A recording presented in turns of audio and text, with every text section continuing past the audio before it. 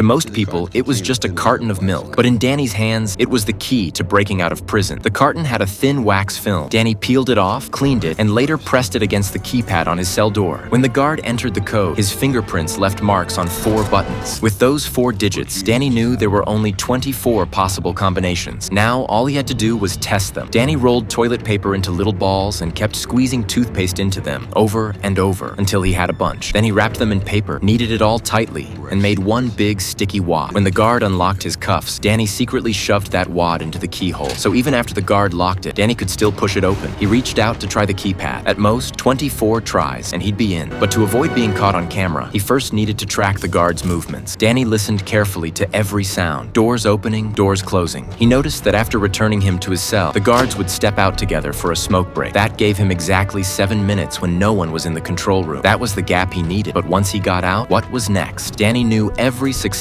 escape required 3 things: understanding the routine, knowing the layout, and getting outside help. He had already nailed the routine. As for the layout, Danny had studied it thoroughly. Right after arriving, Danny had scoped out the entire place. He found one weak spot, the fire station next door. The problem was, only solitary confinement was close enough to it. So Danny caused trouble on purpose. He beat another inmate badly, landing himself in solitary. Once there, he used the keypad trick to escape the cell and crawled into a vent that led to the fire station. While the guards were slacking off, Danny was already making his move, crawling through the shaft next to them. He reached the firehouse and quickly changed into an unused firefighter uniform. That's when outside help kicked in. Danny had arranged for his partner to set off a small car explosion at just the right moment. The alarm triggered a response. Fire trucks rolled out, with Danny hiding underneath one. When they arrived at the scene, he slipped out during the chaos. Nobody noticed. He climbed into his partner's car and drove off to freedom. Danny wasn't just any inmate. He was a master of escape.